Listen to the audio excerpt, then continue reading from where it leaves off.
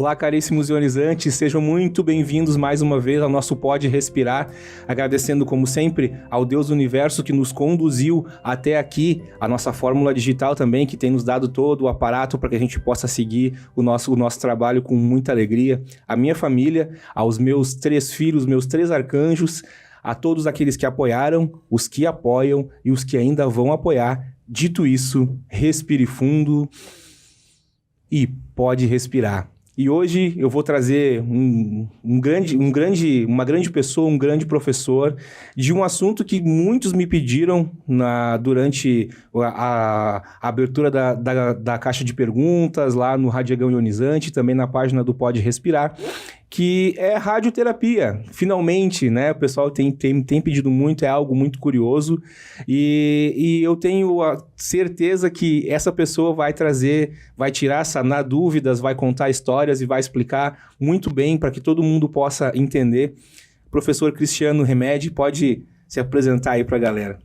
Olá, pessoal, tudo bem? Sou Cristiano Remedi, professor, contando um pouco da história professora aí do seu Diego, já faz tempo, né? Apesar desse semblante jovial aqui.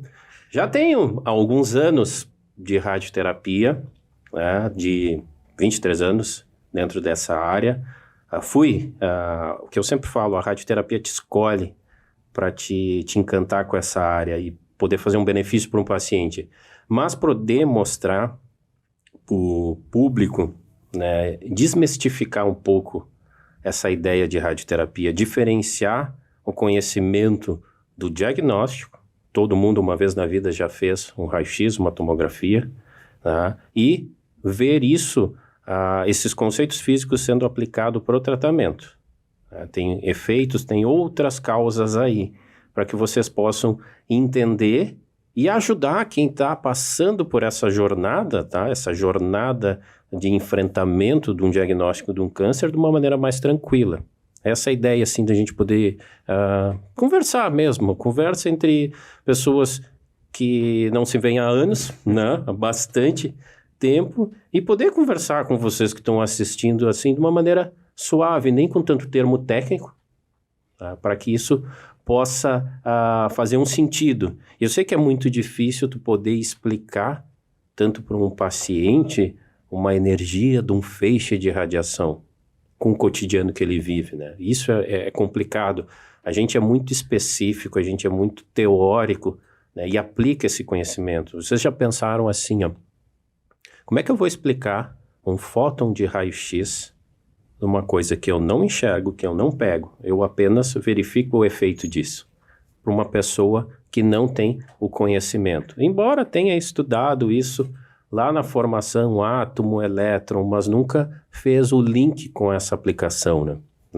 Essa ideia que eu quero tentar que a gente vá conversando sobre isso. É verdade. Não, e eu já havia citado em alguns outros momentos, né? Eu trouxe um físico aqui uma vez para falar, que é uma pessoa que eu também gosto muito, a gente troca muita ideia, e falei para ele, assim, da importância desse tipo de método para a cura das pessoas, né? Para tratamento, para cura, coisas que, via de regra, né? Que nem eu digo, condições normais de temperatura e pressão, as pessoas não teriam acesso.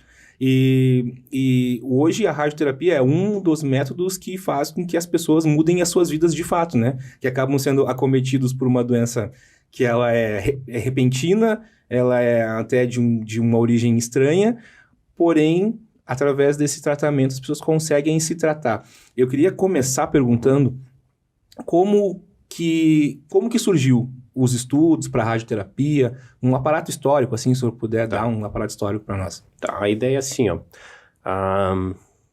Partindo da descoberta do raio-x, tá, a questão de alguns meses, alguém teve a ideia de utilizar esse raio-x para um tratamento, independente do que fosse, não especificamente de câncer. É claro que com essa alegria que surgiu com a descoberta do raio-x, a possibilidade de tu enxergar o olho de Tandera, né, a visão ali além do alcance, sem a necessidade de abrir o paciente, o raio-x foi um boom, né? Se vocês olharem para trás, foi uma das descobertas que mudou praticamente tudo. Tudo da nossa evolução da parte da medicina, né? E aí tiveram essa ideia. Só que, né, quando a gente trabalha com exposição do paciente, a exposição de tecido sadio, né, dependendo do tempo, tu provoca efeitos. Tá? Quem é da área ou quem está entrando e está tendo esse tipo de disciplina, o que eu me refiro? Já pegando o público que não conhece, né? Tu ficar exposto a esse tipo de radiação ionizante, né? Faz um comparativo com a exposição do sol, né? Todo mundo tá careca de saber que no verão tu não pode ir ao meio-dia na praia. Tem uns horários específicos que a incidência de ultravioleta é menor. O que acontece na prática? Eu acordo 11h30 e vou para a beira da praia, senão não vou aproveitar a praia. Pega o cooler. Eu pego o cooler para se refrescar, né? Mas acha que um guarda-sol vai estar te bloqueando desse tipo de efeito. Não. Né? E de repente, se tu é uma pessoa que nem eu, assim, pele clara, pega uma coloração de camarão, vermelho. Né? Então eu fiquei exposto a uma radiação solar e causou esse efeito.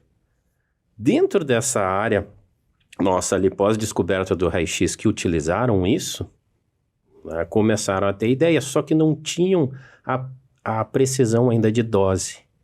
Deixa o paciente ser irradiado até a pele ficar vermelha. Opa, vamos dar um tempo. Aí percebiam que essa pele voltava ao normal. E aí começou, a primeira unidade que se fala é a dose eritema, né, que era o vermelhidão da pele. Chegou no vermelhidão.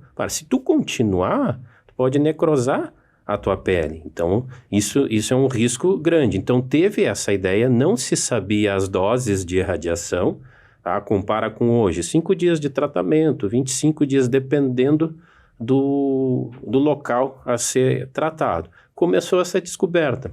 Questão de um ano e meio no máximo, né, teve a Madame Curie, né, o Becquerel, também, que começaram a pensar que esse tipo de radiação ionizante poderia ser provocado de maneira natural. Tá? Então começaram a fazer a investigação. Primeiro acreditavam, vou pegar o exemplo do celular, acreditavam se esse meu celular fosse uma pedra e eu deixasse o mais próximo da luz solar, ele ia absorver essa luz solar e depois ia emitir em formato de uma radiação. Só que aconteceu de o tempo estar nublado e Becquerel guardou essa pedra que continha material radioativo em cima de uma placa fotográfica e revelou no outro dia e viu a silhueta. Então ele verificou que existiam elementos naturais radioativos encontrados na natureza. E isso foi muito bem aprofundado com a Madame Curie. Então surgiu fontes de Césio-137, surgiu fonte de cobalto-60 para tratamento, né? É claro que aí depois talvez a gente converse, mas alguém está pensando em os acidentes. Calma, aí a gente vamos ficar um pouco montando o conhecimento dentro dessa parte de histórico. E isso também causou um boom, e já dá para fazer um link, né? Que vocês entendam assim, ó, radioterapia, nome radioterapia, abre 2 braços. Teleterapia e braquiterapia. A tele, como a palavra, né, tele, a distância, a fonte que produz esse feixe de radiação fica à distância de um paciente. Exemplo, hoje em dia, um acelerador linear. Tá? A braquiterapia é a fonte em contato. Tá? Normalmente, uma braquiterapia é utilizada, pelo menos na nossa região no sul, que tem o alto índice de câncer de colo do útero, tu usa uma fonte irídio 192, que ela é do tamanho de um grão de arroz, num cabo que vai ser introduzido num aplicador que está na paciente. Irradiou, ela volta. Então, essa ideia divide esses duas definições da radioterapia. Tá? Pode ter serviços apenas com aceleradores lineares? Sim, só está fazendo teleterapia. Mas pode... a paciente fez.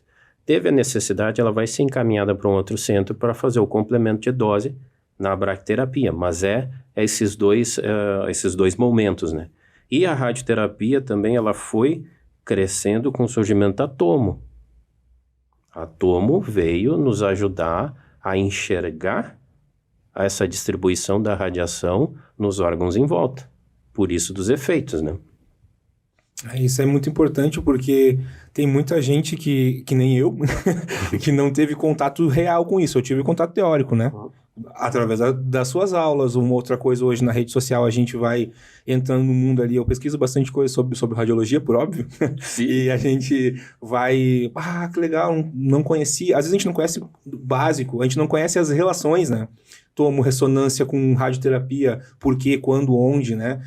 Mas antes de a gente entrar nesse mundo, eu queria perguntar, assim, como que os pacientes recebem esse tipo de tratamento? Porque é um tratamento contínuo, né? Ele se dá em um mês ou às vezes mais, né? E como que é a abordagem com eles para que... Agora, claro, para muitos que estão vendo isso aqui, fica uma abordagem teórica, ok, porque a gente já estudou isso, a gente mais ou menos tem uma ideia, não se torna algo tão assombroso. Agora, para um paciente que vai receber uma fonte interna ou que vai fazer uma teleterapia na frente de um aparelho gigante, como é que ele reage, assim?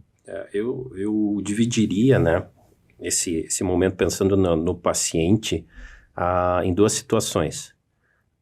A gente, como profissional da área da saúde, precisa entender, ter a empatia de entender o paciente. Principalmente uma situação de paciente oncológico, tá? E quando a gente vem da formação da radiologia, passa por todas as áreas. Radiologia convencional, tomografia, tudo. Que tu convive com o paciente em questão de minutos. E talvez, né, veja esse paciente novamente. Na radioterapia... tu vai conviver com ele no mínimo 5 dias dentro da área, né? 5, 15 dias. Tá? Só que entra bastante de maneira muito forte que a gente entenda a parte psicológica. Tá? Pensem assim, ó, ou façam um exercício vocês mesmos, né? Já que a gente está respirando normalmente, pensem como reagir se receber o diagnóstico de câncer. Tá? O que vão pensar? Talvez o leigo pense assim, vou morrer. Porque um vizinho quando não durou 6 meses. Tá? Hoje, a tecnologia, tu tem pacientes com metástase óssea com qualidade de vida normal. Fazendo o que eles querem fazer. Né? Tu podendo tratar isso. Então, quando tu tem o diagnóstico de câncer... tem, como é que eles chamam, os estágios de enfrentamento, negação, toda essa parte que vai te influenciar se tu for o profissional trabalhando lá como técnico em radiologia, especialista em radioterapia. Tu vai ser o cara que vai ter que entender, né, desse momento do paciente, porque não pense assim, o paciente, vocês demoraram para chamar o paciente 5 minutos, ele vai reclamar. Vai reclamar porque é um cara... impaciente, não. Se posicione no lado dele. É o momento que ele precisa para isso. E como tu estender a mão. Porque daqui a pouco, se tu for uma pessoa de pavio curto, tu tá brigando com o paciente. E não é esse o objetivo. E volta. O câncer não é só do paciente. Tem o conjunto família. A família vem junto. Então, esse é muito delicado. Então, a gente fala... Eu tento botar na cabeça dos alunos... né, esse exercício de empatia, tá? Não é empatia assim, eu sei, eu sinto muito. Não, posiciona lá, né? Acredita? Ou, se tu puder um dia, fica 10 minutos deitado na mesa do acelerador. Tua cabeça acha que isso é um século. Né? Então, pro paciente é isso, essa bagagem que o paciente vai ter, esse momento de acolhimento, né? A gente fala...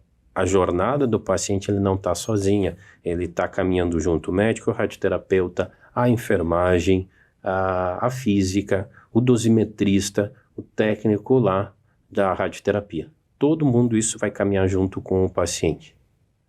Vão vibrar no último dia? Sim, vão vibrar, chora. Sim, porque tu chegou à essência do humano. Né? Então, para vocês perceberem, e é muito difícil. Como profissional, tu tem os teus problemas, concordo, mas chegou, bateu o teu ponto, esses teus problemas deixa lá fora. Agora é o momento de tu te doar. né? E como é que tu faz para dissipar essa energia mais pesada? Pratica um esporte, cuida, tá? De novo, não pensa que se tu tem um jaleco, tu tá imune a não ficar doente. A gente, como profissional, pode desenvolver um tipo de doença, né? E estar do outro lado como paciente. Pensem, vocês gostariam de ser atendido por um profissional igual a vocês hoje?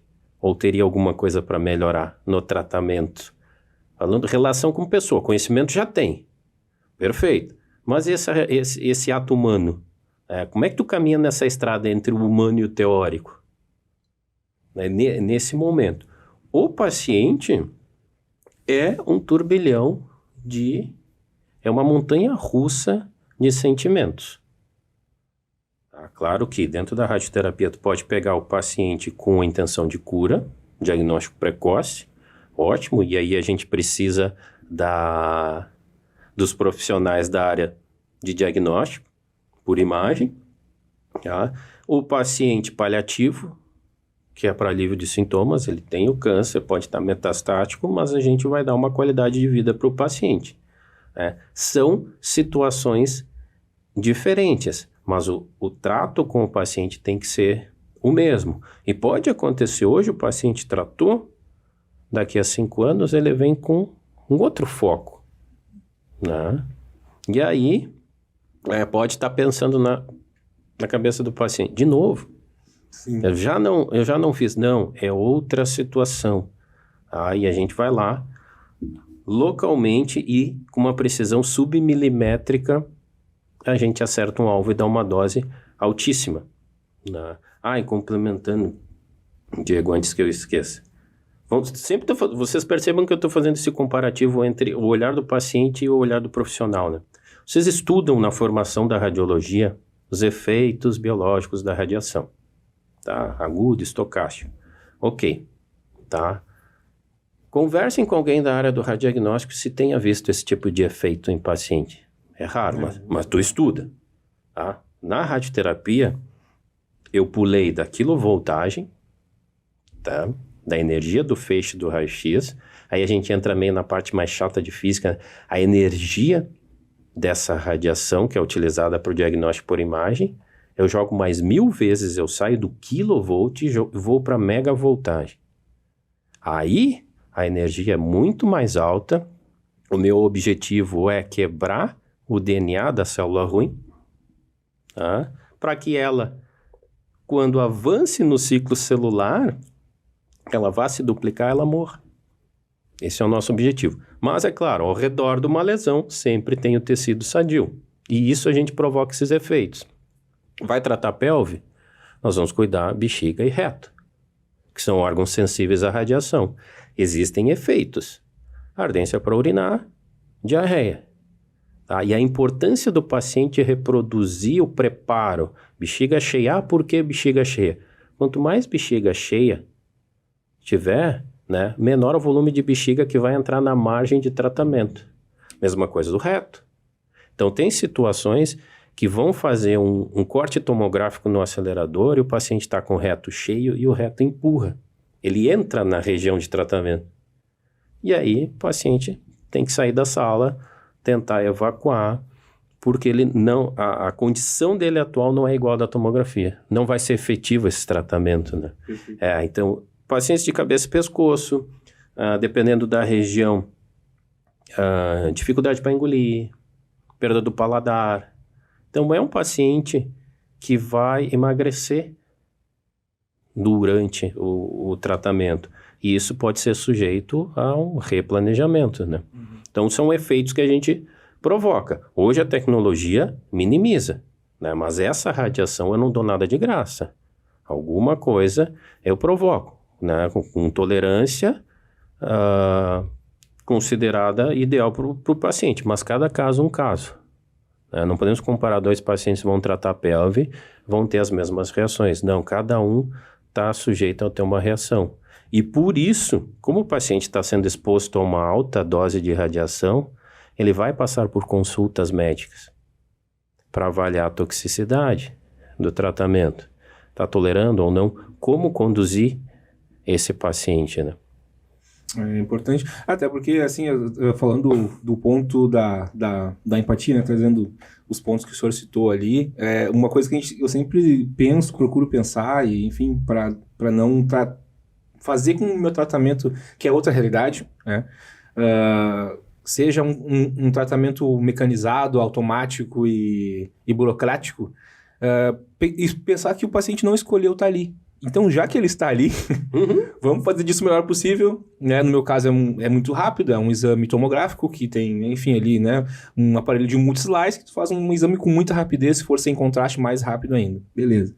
Mas numa situação dessa em que leva dias, semanas, né, mais ainda, né, a questão do envolvimento também humano, que eu ia lhe perguntar, o senhor já veio, já matou a questão, porque eu acho que, para mim, isso seria uma coisa, para minha pessoa, assim, acho que seria uma coisa difícil de lidar, tendo filho pequeno, não sei como já aconteceu de ter criança. Eu ia te contar, mas é experiência minha. Sim.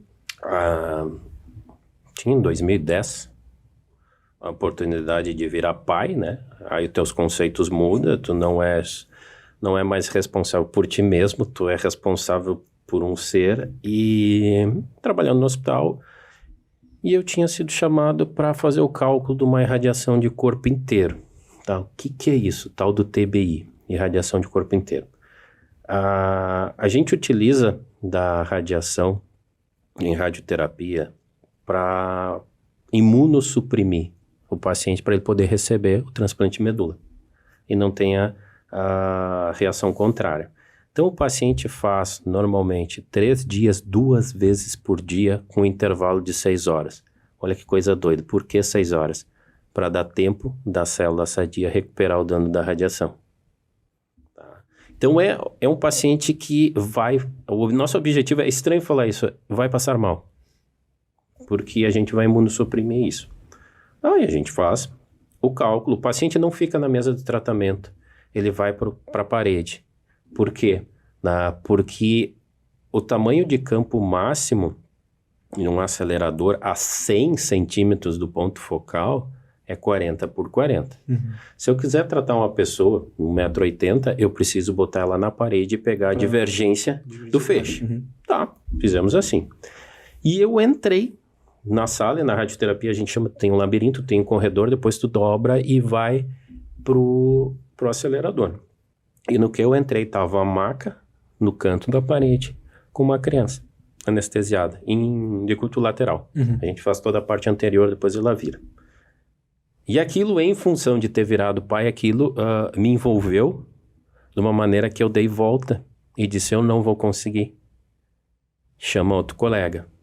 Eu não consigo fazer o cálculo. Me chocou aquela situação. Por mais que a gente saiba que isso vai ter um benefício, tudo, me envolveu. E eu disse, eu vou chamar outro colega que eu não vou conseguir calcular, porque eu estou emocionalmente envolvido em função de ter virado pai. Eu fiquei naquela situação, né? Isso poderia estar acontecendo também comigo. E aí eu pedi para outro colega, não vou conseguir. Gente, eu cheguei em casa, eu abraçava tanto meu filho que chegava a me empurrar. Então, exatamente um ponto que tu tinha tocado, o enfrentar um tratamento de câncer muda a pessoa. Tá?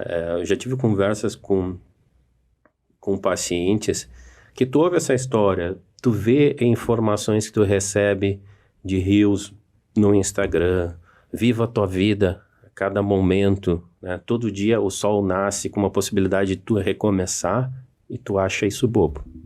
Mas no momento que tu tem uma doença, isso para ti vai fazer muita importância. Pena que a gente, como essa correria, deixa isso, não dá valor para isso. A gente abstém, né? A gente quer deixar pra lá porque se não tá acontecendo, não é real, né? Exatamente. Não é real pra ti, mas pra quem tá vivendo né? Exatamente. A gente tem que aprender também com aquilo que a gente observa, né? Não é um erro, porque não chega a ser um erro, mas com a experiência do outro, na verdade, né? É uma coisa bem real isso. A gente não reflete sobre coisas básicas, né? A morte é uma coisa... Esses dias, eu não sei onde eu li, tá? Mas não sei também se é verdade o fato, mas me chamou a atenção a forma como foi contada a história. Dizem que lá na Ásia, se eu não me engano, no Nepal, um daqueles países asiáticos, Mongólia, acho que na Mongólia, é um dos lugares mais felizes, onde as pessoas são mais felizes, né, no seu trato consigo mesma e com os outros, porque elas refletem sobre a morte. Eles têm momentos do dia para refletir sobre a morte. Então, eles já tiraram esse peso Sim. da morte da vida deles, ou seja, encaram como algo natural. E a partir disso, bom, agora a partir disso que a gente já sabe que a gente está caminhando para isso, então vamos viver as experiências da melhor maneira possível. E acho que, claro, não é legal, né? Assim, a gente gosta de viver, a gente gosta da nossa família, a gente gosta dos nossos amigos, do nosso trabalho, de sair, se divertir, jogar futebol, fazer o que gosta. A morte muitas vezes implica uma interrupção disso, né? E não falo só morte no momento em que tu passa dessa vida, né? Uhum. Mas eu digo assim, morte é aquilo que deixa de ser vivo pra ti. Um momento, eu gosto muito de andar de moto, mas... Foi enfim, privado de fui privado de fazer isso, né? As pessoas não querem essa ruptura. Ninguém quer fazer ruptura com nada, mas às vezes não é só o teu querer, né? É o acontecimento pelo acontecimento. Pode ser que, sei lá, Deus o livre, né? A gente sai daqui e aconteça alguma coisa que nos limite de algum jeito até de trabalhar, daqui a pouco, não sei, né? Tomara que não. Uhum. Mas são exemplos que acontecem, enfim, né? Vamos falar de alguém que seja emblemático, por exemplo. Todo mundo gostava do Ayrton Senna ganhando as corridas domingo, né? Teve um domingo que ele não ganhou. Sim. Nunca mais ganhou. A gente Entendeu? ficou órfão de acordar domingo cedo e ter certeza que ele estaria em primeiro. Fato. Entende? E essa ruptura, a gente tem que estar ciente de que isso pode acontecer. Então, é muito legal abordar esse tema tão de perto, assim, porque realmente a gente não consegue tanger quando não está vivendo. Eu não estou falando, assim, pegando o teu gancho, né, Imagine o paciente receber essa notícia. Teu tratamento vai ser paliativo. Então, isso deve ser pesado. Organizar e os meus entes queridos e como que eu vou deixar tudo pronto. É uma aceitação. Quem deve ser muito espiritualizado para poder aceitar essa passagem. Normalmente, a gente não tem esse costume de falar de morte, né? E vocês nunca perceberam, né? Puxando um gancho, uma pessoa internada, tá? Chove familiar. Tem familiar que não via há anos, né? E aí acontece aquela melhora no paciente. Que a gente fala, né? A melhora antes da morte. Uhum. As familiares relaxam, o paciente aí tá melhorando, posso ir para casa retomar a rotina. Quando eles vão embora, o paciente acaba falecendo, né? Então, é uma passagem, eu acho que é um tema difícil e cabe trabalhar nós mesmos, né? Como tu vai aceitar isso aí, né? Tu aproveitou teus momentos com teu ente querido, tu vai passar esse teu aprendizado para a próxima geração, né? Eu não quero, por exemplo, que o meu filho se espelhe em mim no profissional que eu fui. Não, eu quero que ele lembre nos momentos que ele mais precisou, ele me enxergou. Estava ali com apoio e tenho certeza que isso ele vai reproduzir para as próximas gerações, né? Mas tu poder aceitar que o teu familiar chegou numa finitude, ou melhor, se vocês lerem alguma coisa, o paciente com câncer, talvez ele não tenha medo de morrer e sim de sentir dor, tá? A dor é o que incomoda, a dor é o que estraga. Então, tu poder fazer isso que a gente fala, o alívio dos sintomas. Ela tem dor, tu faz um tratamento e ele diminui essa dor, ele tem qualidade de vida, mas ele tá com a doença. Mas enquanto tiver na sobrevida dessa doença, que não é uma receita de bolo, tem 6 meses e chega lá, 6 meses deu, não, isso vai daqui, na nossa cabeça. Entra na parte psicológica, a parte de sofrer um trauma muito grande, de maneira psicossomática, tu altera o teu DNA e produz algum tipo de lesão. Eu tenho um caso emblemático na minha família, né? Minha avó faleceu de câncer de pâncreas. E depois do diagnóstico, foram poucos meses, assim. E ela, olha, não sei se chegou a dar 2 meses e ela faleceu. Mas aí entra o fator psicossomático nisso. Até aproveitei agora que o senhor falou nisso, porque minha avó foi uma pessoa que foi muito sobrecarregada durante a vida, assim, porque ela trabalhou demais. Uhum. Trabalhou muito, muito, muito, muito mesmo. E passava dias fora de casa e tal, mas sempre com o intuito de nos conduzir, de nos alimentar, enfim, né? Minha avó era tudo, né? Era a matriarca da família, né? E ela ditava as regras, assim. Ela era Sim. uma pessoa que era central. Tudo acontecia em volta da minha avó. E quando ela veio a falecer, foi tão rápido, né? E todo mundo ficou muito chocado e triste, obviamente, né?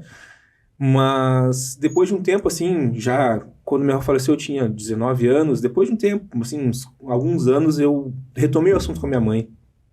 E falando sobre isso, assim, a gente pensou, poxa, como é que também ela ia ter essa motivação, né? Porque era muita coisa em cima dela, né? Assim, nos últimos anos de vida, nos últimos momentos de vida, ela descobriu muita coisa também, né? Que, enfim, coisas que deixaram ela muito triste.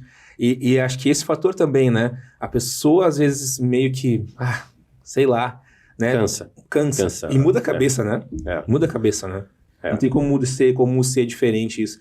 Então é bem emblemático, assim, falar sobre isso, porque não é só, né, uma questão física, química ali que envolve no momento um tratamento, um planejamento, né? Tem muito mais coisas que envolvem um tratamento de uma doença tão grave, tão séria, né? E eu até me lembro, claro que a gente não, como eu falei, não tem contato direto com isso, mas a gente acaba pegando as periferias da situação, né? Por exemplo, um paciente vai fazer uma tomo por um estadiamento, ou eu trabalhei num hospital feminino aqui de Porto Alegre, e que era muito corriqueiro chegarem pessoas ali já em pré-tratamento, ou às vezes nem sabiam o que tinham, chegavam conversando, rindo, brincando, ia lá, fazia o raio-x de tórax, multifocal ali, assim, já ficava meio impactado, né? Mas a pessoa tá caminhando, tá bem, daqui a pouco a pessoa já vinha de cadeira de roda, daqui a pouco já vinha de maca, daqui a pouco já nem vinha eu que ia no leito fazer, né? Então a gente acaba vivenciando em poucos momentos essas histórias, né? Assim, e é muito interessante a gente poder conhecer mais a fundo, né? Porque que nem a gente estava conversando antes ali, às vezes, poxa, que experiência que tu teve com isso, né? Para poder saber se tu tem estrutura ou não para trabalhar, quem faz res, quem faz tomo, quem faz raio-x, como é que vai interagir com essas pessoas, né? Não sei se tu quiser falar sobre isso também. Não, até esse é um ponto interessante, né? Vamos pensar na formação aí do técnico, né? De repente, pode ter acontecido que nem comigo, né? Chegou um momento que tu teve aula comigo e alguém da turma se encantou por radioterapia. Porque normalmente, assim, a minha disciplina de radioterapia era no final do curso. E aí, eu pegava alunos que já tinham o que queriam. Eu quero tomo, eu quero ressonância. E tu mostra, eu quero medicina nuclear. Eu tenho esse outro lado aqui, tem radioterapia. Tá? Que interessante. Só que assim, o que a gente está falando não é um paciente ambulatorial. Tá? Tu pode ter paciente ambulatorial? Pode. Tá? Tu pode ter paciente com a lesão ulcerando? Pode. Tem cheiro? Tem. Não vai fazer carinha de nojo numa situação tão difícil para o paciente. Então, por isso, o posicionar... existe a possibilidade do paciente falecer na mesa, dependendo da lesão? Sim. Como tu vai agir com isso? Então, é um lado que tu precisa ter um suporte psicológico. Por isso que eu digo, né? A psicologia não seria só para o paciente. Eu acho que poderia ter horários disponíveis para o colaborador. Eu já vi colegas técnicos que, como tu convive com o paciente veio a óbito, o técnico saiu do aparelho para chorar. De novo, é a essência do humano, né? Tu tá ali para ajudar, tu batalhou junto, perdeu. Não sei se é esse ponto de vista. Ou tu facilitou, depende do que tu acredita, tu facilitou para uma continuidade, facilitou essa passagem sem dor. Tem esse lado para vocês enxergarem. Claro, cada área dentro aí dessas nossas radiações, tu vai ter graus de dificuldade ou não. Não só de teoria, como também desse lado humano. E eu abriria o leque, imaginem assim, ó.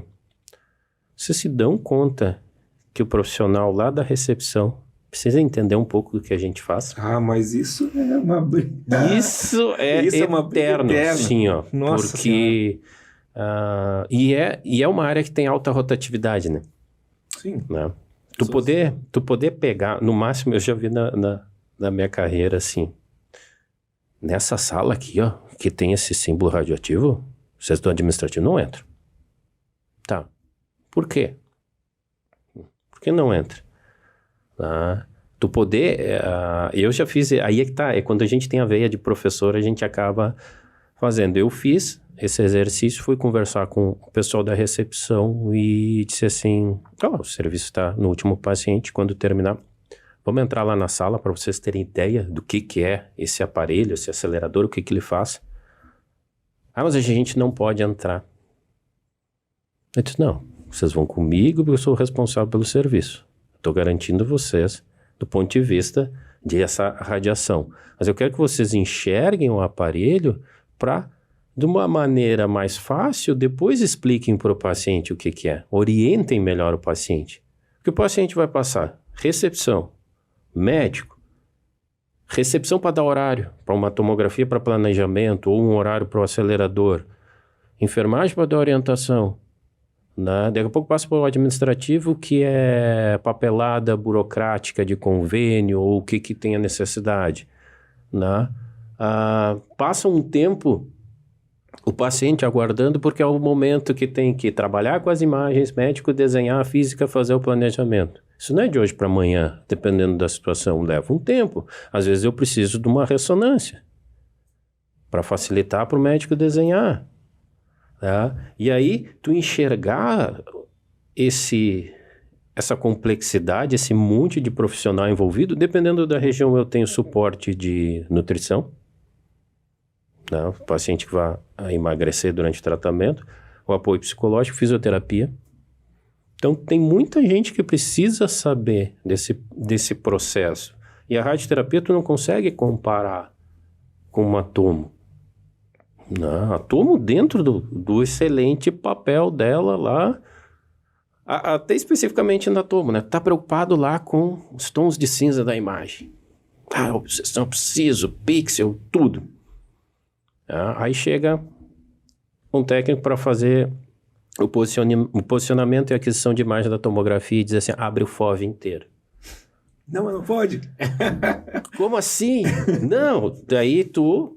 É bem isso, aí o profissional da tomo não tem a ideia do que é necessário para a gente na radioterapia esse abrir o FOV, é pegar todo o contorno do paciente para simular espalhamento. A parte mole também. Essa parte de como a radiação espalhada ali no paciente vai chegar em determinado tecido sadio. Não, o pessoal da tomo não sabe? Não, eles só não enxergam a importância dessa informação. Por que não com os pés por Gentry? Não, para nós olha, 90% é cabeça voltada para o Gentry. Caso tenha alguma lesão em extremidade, vira. Mas aí tem que cuidar, porque o que é direita virou esquerda, para não dar confusão.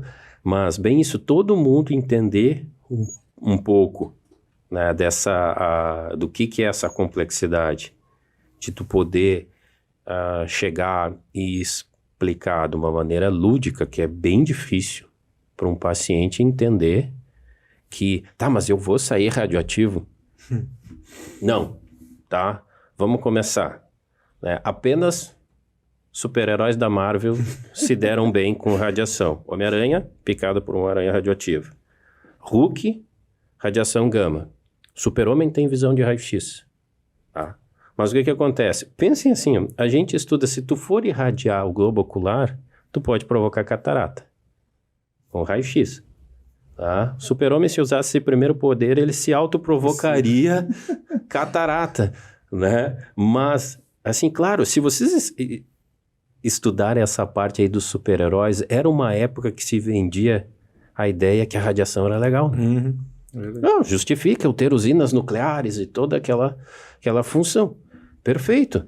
Só que tu pega hoje e tu irradia um paciente de maneira fracionada, né? Um dia, volta no outro, e assim sucessivamente, na soma da dose total, se isso fosse dado um único dia de corpo inteiro, talvez fosse um acidente nuclear. Exato. Né? As experiências que a gente tem de efeitos, isso se estuda na formação de efeitos causados pela radiação, a bomba de Hiroshima, tá? A Chernobyl e o acidente de Goiânia. É o que mais a gente estuda e percebe o que os efeitos causados por altíssimas doses. Não é a nossa situação de fracionado. Hoje se tem todo o conhecimento que tu irradia uma célula com determinada dose e tu mata essa cultura de célula ruim. Quem é que sabe isso? Médico radioterapeuta. Ele estuda radiobiologia, comportamento celular quando é irradiado. Para ele poder dizer, para determinada lesão, é 5 dias de 200 centigraus por dia. Como é que ele sabe? Ele sabe porque isso é um efeito. Mas radioterapia não pode ser tratada só radioterapia. Eu posso ter rádio e químio, posso ter químio antes, rádio depois, posso ter radioterapia pré-operatória ou pós-operatória. Então, soma com as outras áreas para um benefício do paciente. Maravilha. Eu acho que também o que se deve a isso é uma coisa que eu sou terminantemente contra, mas são instituições, né? A gente não pode também sair batendo, dando murro em ponta de faca, né? Mas o que eu tenho visto, e talvez muita gente não goste do que eu vou falar agora, mas não posso me importar com isso, porque a verdade tem que ser dita de qualquer jeito. É que se nivela muito por baixo também as pessoas, né? Às vezes. Nem a gente tava falando ali, tem muita gente que pensa assim, é até inconsciente, tá? Essa água aqui, ela tem um pH tal e tal. E se beber mais de 2 litros... Tô viajando aqui, tá? Mas se beber mais de 2 litros dela, eu posso ter algum problema intestinal, porque o pH dela pode não ser compatível com o pH humano. O senhor sabe disso. Eu não sei. E tô tomando água. Daqui a pouco, tomei 1,7 litros. Nos últimos 300, o senhor pensa assim, ele vai tomar mesmo 2 litros de água com esse pH aí... Mas eu não vou falar nada pra ele, porque daqui a pouco o cara briga comigo, daqui a pouco não vale a pena falar, porque o povo é ignorante mesmo e não vale a pena, porque ele não vai dar tempo de explicar pra ele. É melhor ele tomar os 2 litros e ir no banheiro depois do que eu explicar. E assim, dito agora na nossa ótica da área da saúde, pra que eu vou explicar pra recepção? Porque é muita informação por tão pouco dinheiro. É muito isso. Por que eles têm que saber isso se eles não fizeram um curso? Quem tem que saber é o técnico, quem tem que saber é o físico. E arrebenta com o conceito de multidisciplinas, eu não vou saber falar a palavra. Arrebenta um conceito, porque na verdade um tem que complementar o outro. Agora, experimenta ter um erro multidisciplinar para ver se não vai ter problemas aí. Todo mundo tem que se interligar. Então, acho que há um ruído de comunicação nesse sentido. Eu peguei teu gancho porque, assim, se fala muito em multidisciplinaridade, equipe, né? Quando erra, com certeza, vocês vão estar pensando, hoje em dia não erra a equipe, vão pegar alguém. Exato. Vão botar na cruz alguém. Fato, não é avaliar o processo, é crucificar alguém. Isso é ruim, tá? Isso parece que já está enraizado. Acho que tem que ter esse olhar, né? Mas aí não é o Diego dando um murro em ponta de faca para tentar mostrar. Não, isso aí tem que ser uma cabeça institucional. Vamos pensar uma coisa, né? Sendo bem franco, já que a gente tem bagagem para poder falar, uma instituição, tu tem a direção da instituição, a direção médica. Tu não tem a direção das radiações. A direção que vai ajudar a orientar na compra de um equipamento que seja necessidade sem grandes custos. Daqui a pouco tu compra um baita de um equipamento e a tecnologia que ele tem, o convênio não cobre. E aí, poder ter esse outro braço, né, profissionais que poderiam ocupar isso. Nós, tu usuário do equipamento, eu trabalho numa instituição que tem equipamento desse fabricante. Tem esse ponto a favor. É excelente te ouvir, porque tu tá no front. Eu vou dizer, sob o ponto de vista de blindagem da sala, é isso aqui. Né? Vão extrapolar. Tu acha que o jurídico tem noção da complexidade da nossa área? Não tem. E não é por culpa deles às vezes, né? Porque não tem essa informação. Uhum. Eles só vão saber quando chegar um processo trabalhista. Por causa da tão falada radiação. Tá. Mas então, como instituição, nós vamos correr o risco de receber processo ou nós vamos se preparar? Exato. Sentar e conversar dessa maneira abertamente, assim, porque são condutas institucionais e isso afeta, porque o profissional cansa, né? É uma luta em glória. Daqui a pouco o Diego cansou, né? Não dá, não vou mudar o mundo sozinho, eu não consigo convencer mais gente, vou executar meu trabalho bem feito. Tá, e aí se passam 10, 15, 20 anos. E aí tu envelheceu, ficou de cabelo branco e acabou e ninguém deu continuidade, né? O sistema te cansa, te cansa nesse sentido.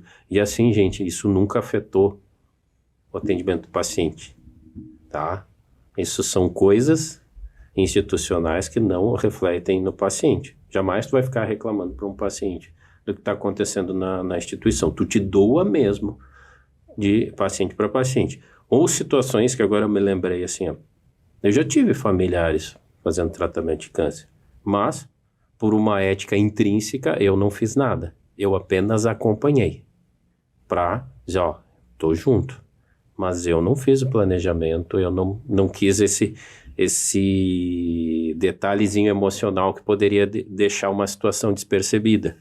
Tá? E já fazendo um link na radioterapia, assim, antes do paciente estar recebendo feixe de radiação, é checado muitas coisas.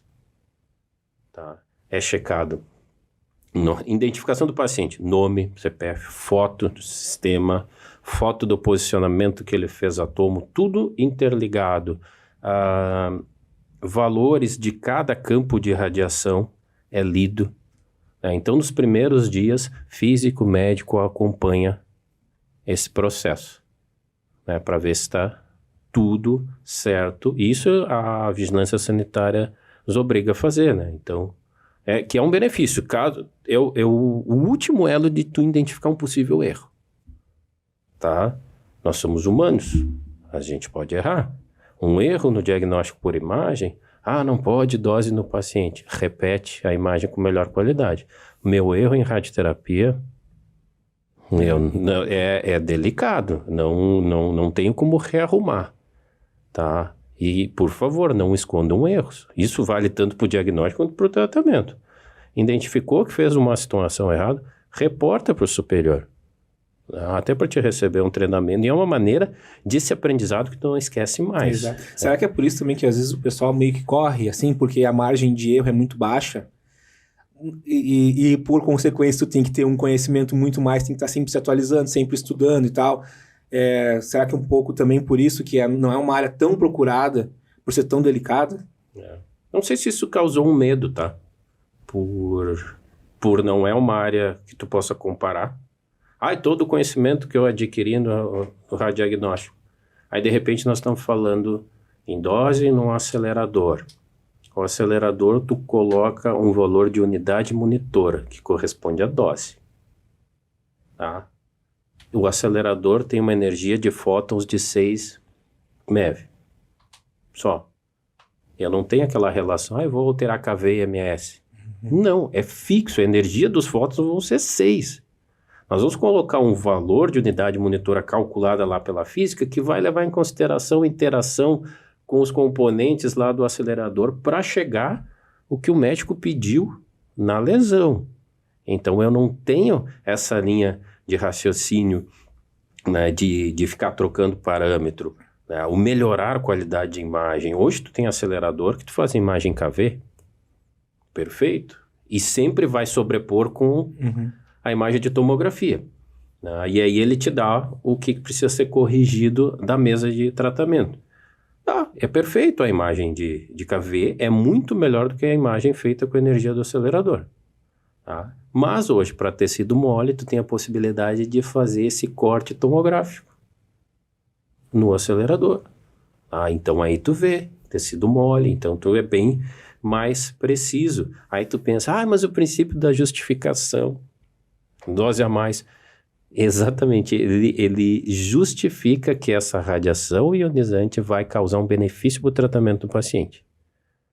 Embora ele já venha tendo feito tomografia de diagnóstico, sei lá, ressonância, mas quando ele entrar na radioterapia, ele vai fazer a tomografia de planejamento. Sim. Essa é a... até porque nesses outros métodos a gente tem um controle muito maior, né? Por exemplo, na tomografia tem o laser ou qualquer tipo de controle radiológico da marca X ou Y, cada um tem de dar um nome, mas é uma modulação de dose, né? Existe. Então, vai receber muito menos radiação para depois sim, aí não tem, aí tem que realmente, que nem diz, jogar o veneno e fechar a porta. Não tem o que fazer, né? Para poder matar o bicho, né? Então, é isso. Mas eu gostaria, acho que já estamos indo pro final, assim, né? Já temos com o tempo estourado. Passa muito rápido, né? Passa muito rápido, mas eu creio que o objetivo foi alcançado aqui, porque agora ficou menos nebuloso, sim, sabe? Sim, não está claro. Exato. Apenas ficou menos nebuloso, assim, e deu para dar uma encorajada tanto nos pacientes, né? Para eles saberem que ao receber um diagnóstico eles não necessariamente vão morrer, né? Não necessariamente tudo vai terminar. Né? Existem formas muito eficientes que eles possam fazer um bom tratamento. E para os profissionais também que possam ter mais coragem, né? De querer saber sobre, e daqui a pouco também, como se fala muito em mercado de trabalho, as pessoas às vezes, no mercado de trabalho, daqui a pouco a radioterapia é uma das áreas em que a pessoa pode, ao se aprimorar, também ter um campo a mais, ter algo a mais, né? Sim, não necessariamente. Tu precisa ficar assim, eu trabalho em tomografia no turno da manhã e de tarde. Não, tu pode ser tomografia de manhã e depois estar na radioterapia. Então, isso é um leque. O que acontece se vocês derem uma olhada nesse plano de expansão do governo federal que vem desde 2012? Tu tem aceleradores distribuídos pelo Brasil inteiro e a mão de obra qualificada. Então, as pessoas que são qualificadas hoje estão trabalhando. E se elas quiserem, entendo que pode ser um jogo de xadrez, se elas forem para outra instituição, abriu vaga. Tá? E um dia tu começou, eu comecei. Alguém tem que estender a mão pra gente. Perfeito. Então não tem como, gente. Eu tenho, talvez isso seja o medo da radioterapia. A pessoa não se achar dentro desse universo diferente. Mas tu vai ter alguém que já foi estagiário, que vai te explicar. Tu vai ter a pessoa ao contrário, que vocês vão acompanhar e não vai ter tempo para te explicar. E tu vai ter que ter outra maneira para correr atrás do conhecimento. Então não é prejudicar vocês, é a gente se ir adaptando conforme a rotina do serviço. Tu não consegue parar para explicar na hora que está executando ali com o paciente. Então isso talvez a pessoa se decepcione, que acha que vai ser acolhida. A gente falou nessa gama de complexidade de preocupações que tem que ter. E ainda por cima, já tem mais o estagiário cheio de dúvida ali. Vamos com calma para vocês poderem aproveitar. E usem o estágio como uma porta de futura entrada no mercado de trabalho. Engulam esse momento com sangue nos olhos, assim, porque ainda segue. Quem não é visto não é lembrado.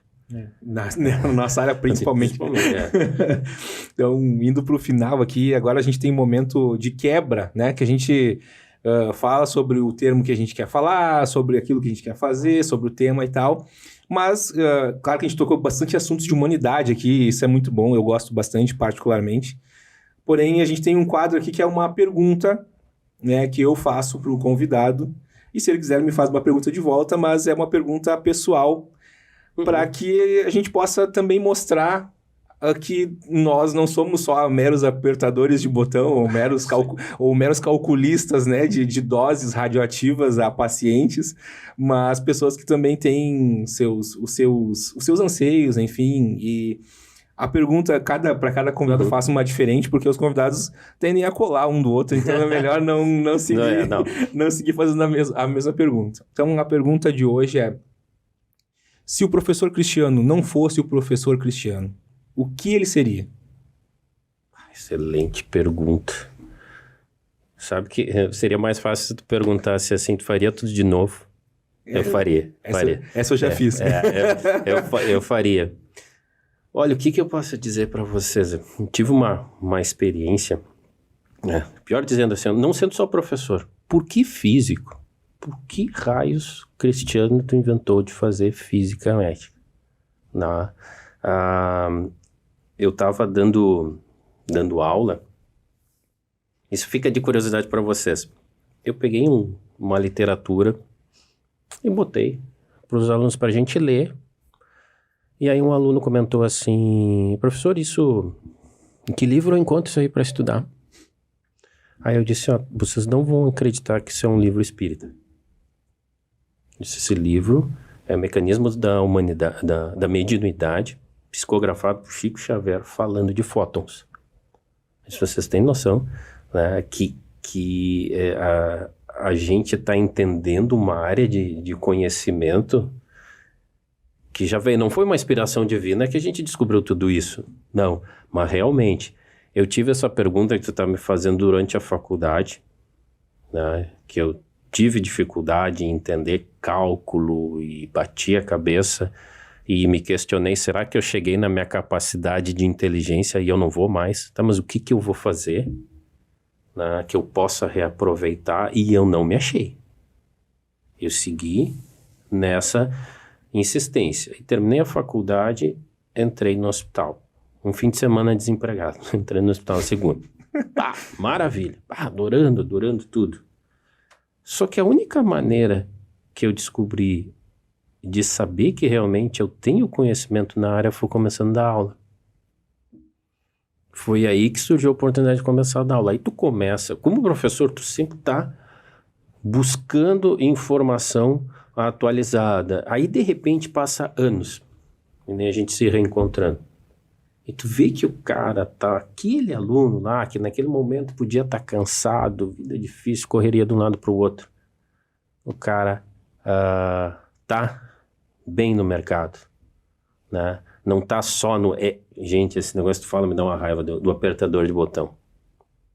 Traduzam assim, tu aperta o botão. Sim, mas quando eu aperto o botão, vocês têm noção que o filamento que gerou elétrons com a diferença de potencial para colidir num alvo de tungstênio que vai gerar 99% de calor e 1% de raio-x para interagir com o teu tecido numa placa que vai me gerar diferença de tons de cinza para uma imagem diagnóstica? Em segundos? Um segundo. E menos de um segundo? Tem noção disso, da complexidade que é isso? Não é só abrir. Não, vocês pensam muita coisa no processo. Desde a técnica, né, para obter a imagem, o parâmetro do feixe, a proteção do paciente. Eu te confesso de coração, eu não saberia o que fazer. Eu não estaria encaixado no mundo ainda se não fosse se eu não professor. tivesse assim. Parece assim, meu filho, você nasceu, você vai ser físico e vai te apaixonar por radioterapia. Tô seguindo o destino, tô seguindo no que eu acredito, naquela ideia de tu fazer o que tu gosta. Se tu tem paixão por isso, gente, então tô apaixonado por 23 anos, tô dentro dessa área e a única coisa que mudou foi a barba que ficou mais branca. A gana é a mesma, de querer ajudar, de pegar um modelo, assim, por que a gente não pensa fora da caixa? Essa é uma coisa... É que é difícil hoje em dia, né? As pessoas pensar fora da caixa é difícil, né? Arriscar, né?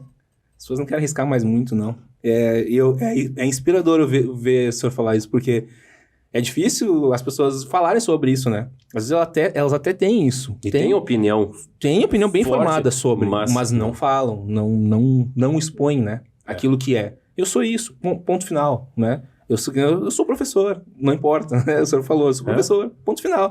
Então é muito legal.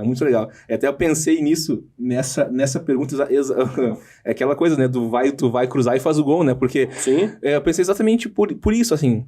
Porque às vezes, cara, a pessoa não pensa em mais nada. Ou pensei, sim, mas depois de um tempo eu mudei de ideia e hoje eu consigo ser pleno naquilo que eu tô fazendo, né? Que eu tenho certeza que muita gente também é isso. Eu pensei lá na infância. Eu, por exemplo, queria ser jogador de futebol. Não deu certo. Eu fui para a área da radiologia e me encontrei, né? Então, daqui a pouco, muita gente em outras áreas fez a mesma coisa. E a autenticidade disso, né? É algo muito importante, porque ver os frutos, né? Que nem você falou, ver os frutos. Sim. Talvez assim, só quem é professor saiba que tu possa olhar para um aluno e ver que ele deu certo, cara.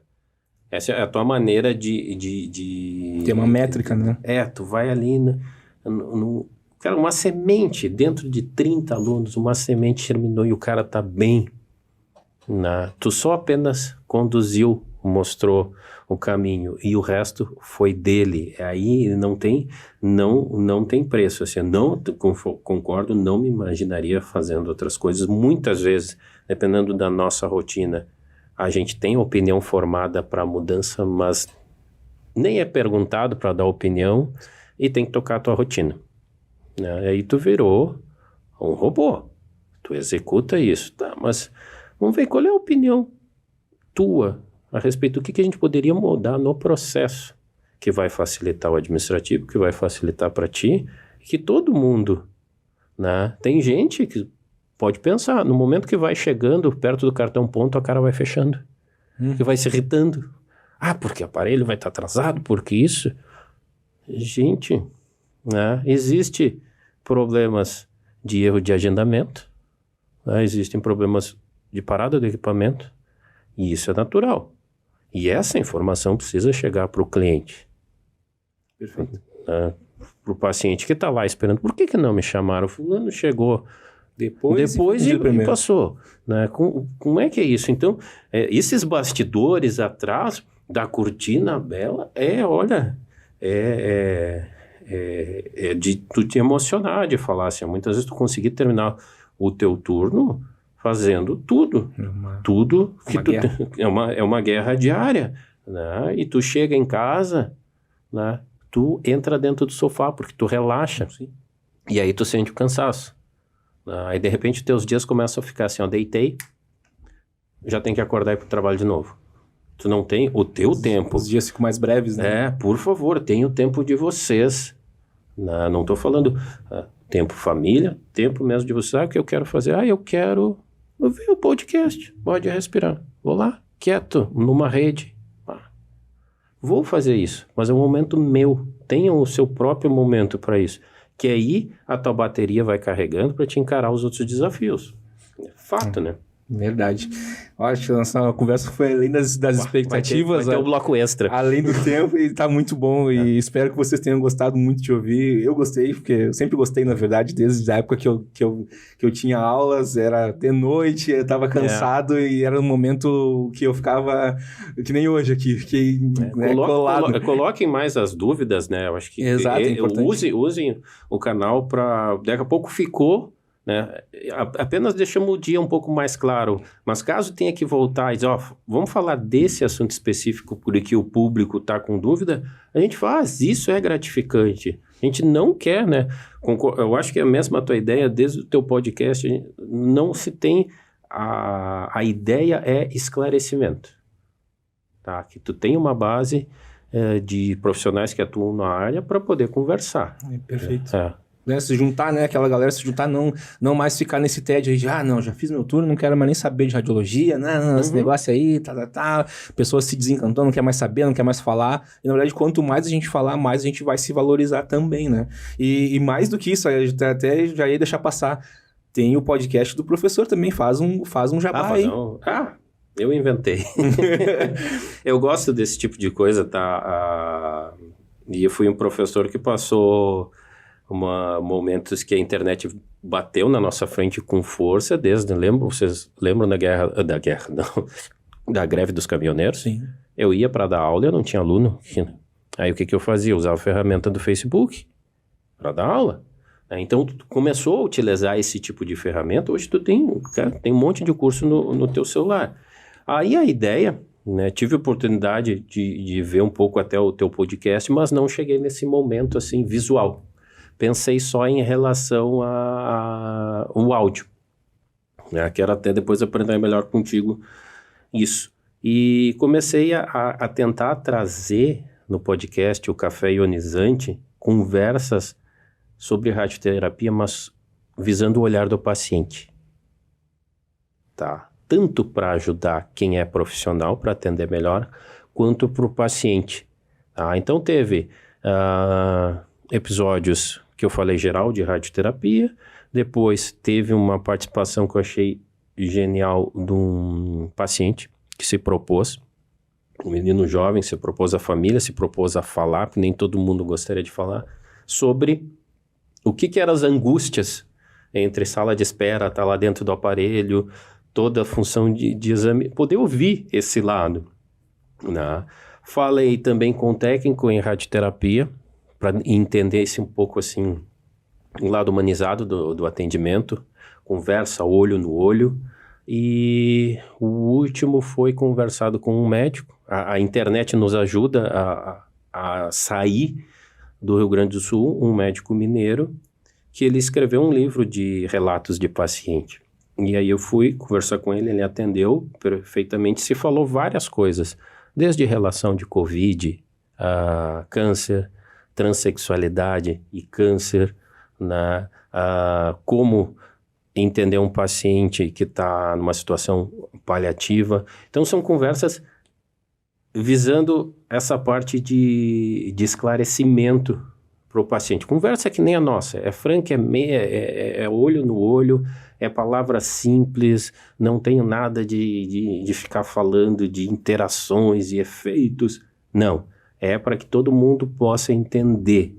Então ficou essa ideia do café ionizante, né? E tá, cada semana deixa um áudiozinho ali, no máximo, né, de 1 hora, assim, quando o assunto é muito bom, né? E a ideia é ampliar, né, não só ver esse chão aí da radioterapia e depois amplia para as outras áreas. Mas é uma coisa gostosa de poder conversar, às vezes tu convida algum colega ou um ex-aluno, eles ficam com vergonha. Mas no momento que tu começa a conversar e dizer assim, é uma conversa de mesa, né? O que nós temos aqui, nós fora a profissão? A gente tem anos de prática, a gente tem história para contar, que talvez alguém que está iniciando vai entender. Isso é normal, eles já passaram por isso, né? Essa ideia do podcast do Café Ionizante que está no Spotify, de poder dar esse olhar do paciente. E o paciente poder enxergar a gente. É importantíssimo. Né? Essa sinergia aí. Essa dupla aí tem que andar e facilita para todo mundo. Né? Foi essa ideia, assim, de que tanto se fala, deve ser a mesma coisa, a tua linha de raciocínio é bem parecida. Tanto se comenta, mas nunca se coloca para fora, expôs. né? Nunca se expôs a chegar no teu celular e tu poder estar assistindo e concordando com o que a gente está falando. E trocando ideia, né? Comentando, compartilhando, perguntando. Só Prof. C. Remedi lá no Instagram e o Rádio Ionizante, que está sempre lá também para tirar as dúvidas naquilo que for possível. Café Ionizante no Spotify, pode respirar no Spotify.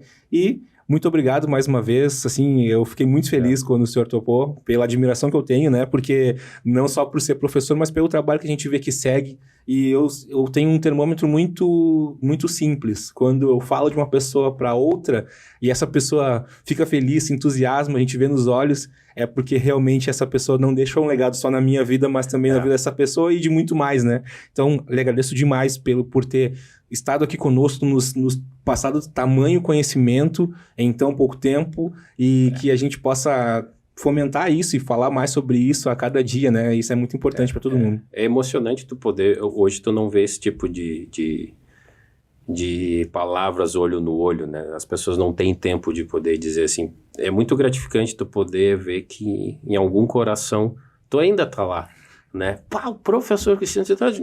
Gente, eu não sei quantos anos a gente não se via. Acho que uns 10. Uns 10. Muita coisa no mundo aconteceu em 10 anos.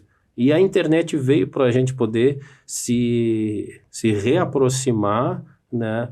O Diego cresceu como profissional, eu também cresci. Desde aquele momento que a gente se conheceu, né? A gente melhorou, a gente segue apaixonado dentro dessa área. Eu adoro isso e agradeço as pessoas que também tem brilho nos olhos quando lembram de mim. Eu sempre não... eu nunca quis ter hierarquia de profissão. Eu sou físico, médico, técnico, não. O objetivo é um só, né? É um só, exatamente. É esse o objetivo, a gente tá junto com o mesmo foco, né? E não existe hierarquia. Deixa isso num plano. Todo mundo está contribuindo dentro do seu processo. Isso, gente, não tem preço. Enquanto tiver essa diferença de hierarquia, aí cria um núcleo de tal profissão com um núcleo de tal profissão e viram ilhas dentro de um serviço, trabalhando multidisciplinar, entre aspas, e não estão trabalhando multidisciplinar. Tu pode? Por que eu não posso ir conversar com o Diego? E depois eu saio do Diego, vou conversar com a enfermagem, com o objetivo de quê? Melhorar o atendimento do paciente.